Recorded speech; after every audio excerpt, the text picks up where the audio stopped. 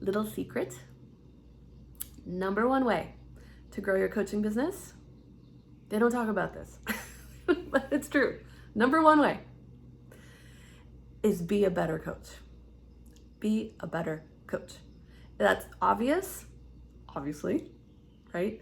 We all want to be a better coach, and not attended to enough, I think, in our attempt to learn the strategies and implement them and execute on the sales and the marketing and all the different pieces.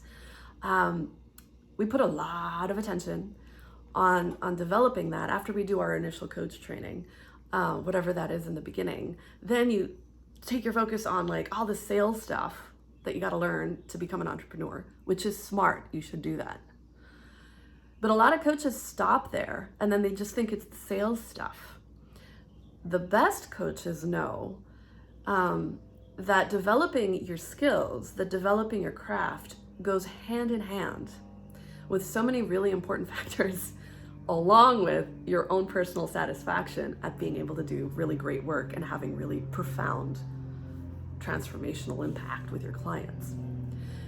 That I know that all the best coaches that I know are continuously training and up-leveling their skills.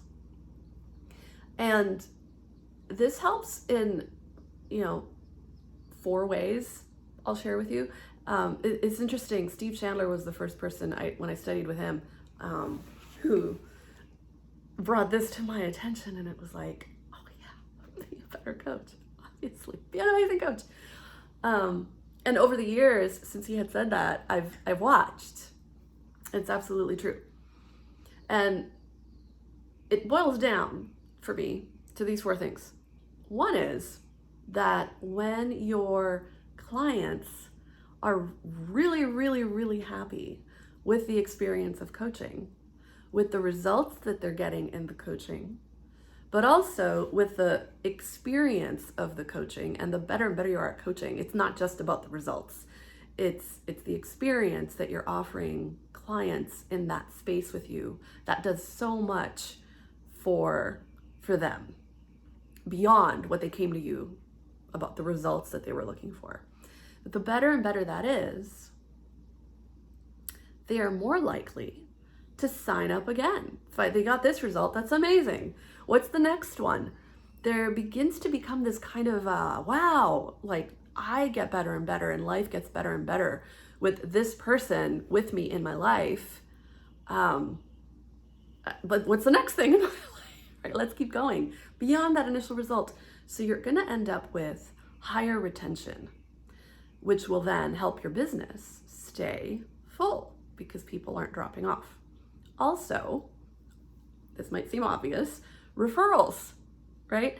They're going to be so happy with the work that they're going to tell their friends. They're going to meet people throughout the rest of their lives and be like, oh my God, you totally need to work with Christina or with you, right? I remember, yeah, she was my coach a bunch of years ago.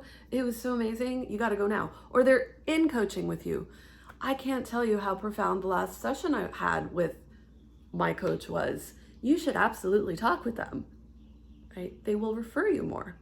So your word of mouth, referral based business, if that's what it is gonna just begin to bring in more and more people because word spreads that the work that you're doing is amazing. So people aren't leaving and more people are coming because your coaching is so powerful.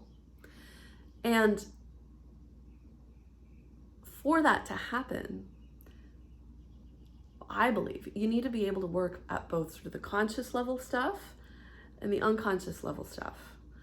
Have tools in your toolkit to do kind of CBT style thought work. Think a different thought, don't think thoughts, don't believe your thoughts, pick a different thought in different ways. Have those kinds of tools in your tool chest.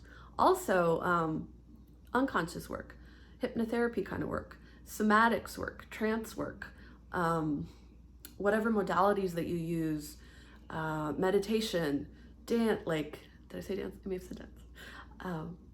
Whatever you can think, to like getting people out of here and into here, complements the thinking work so powerfully, it will set you up and set you apart from so many other coaches that they're encountering in the online space, for example. So referrals, you'll get more. Retention will go up. Then for new coaches especially, this is for all coaches, but especially for new coaches, and I work with a lot of new coaches, one of the things that gets in their way, almost all of them, is this lack of confidence in their skill set, which makes all the sense because they're new, right? Do you remember, right? Maybe you're a new coach now and you're in that space right now, or maybe you've been coaching for a while and you're like, oh yeah, I remember my first coaching sessions. I was so scared. I don't know what I'm doing. I was like that. So obviously we want to train beyond that, but that continues throughout the rest of our career. There's that sort of imposter syndrome. No matter how good you get, there's a little bit of that imposter syndrome. So the better your skills are, the more you have to offer, the less imposter syndrome, and the more confidence you will carry with you in your body as you engage in the sales process. And that's a second part. So there's within the coaching, and then there's in the sales process, why being an amazing coach, being a better and better coach will really, really serve you. You will be in the sales process with more confidence and more power and less sort of apology or feelings of like, but am I worth it? Is this valuable? You know, the standard stuff that comes to mind when we're trying to like let people know that there's a way to work with us, right?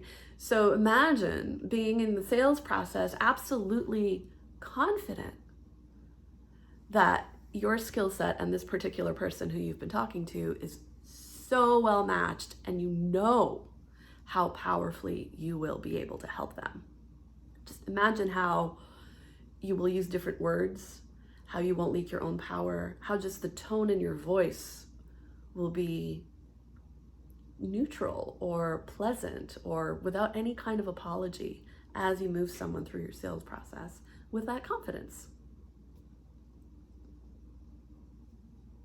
And for coaches who grow their business, who do their sales in a way where they provide service, they do coaching with potential clients before they ever get to any sort of proposal or sales about their packages or whatever it is. So they're not using sort of those high pressure stress calls, sales calls, or NLP scripts, or discovery calls where you're like, find out the challenge and then find out what they want and the challenge and then the gap and then say things and then place yourself there and then etc. All those techniques, I don't know what they are. I do it the other way. So for the coaches that do it the other way, where they invite people into a space with them where you really do the coaching, the real coaching, you coach the person for real, maybe once, maybe twice, so that they get the benefit, they get to experience what it is to be working with you. And then they know how great it is. There's no convincing or manipulating or needing to do a technique on them to do sales. There's just this clear experience of how they spent however many hours with you and they already are on their way to that goal and that result. And it's just their heart is wide open and they're feeling things in their body they never felt before, and they are experiencing themselves as that person now that they want to become in the future, whatever the magic is between you and them. As your coaching becomes more and more powerful, those initial sessions for you become more and more powerful, such that your conversion rates go up. More and more people will say yes because you're blowing their freaking mind before they ever gave you a penny.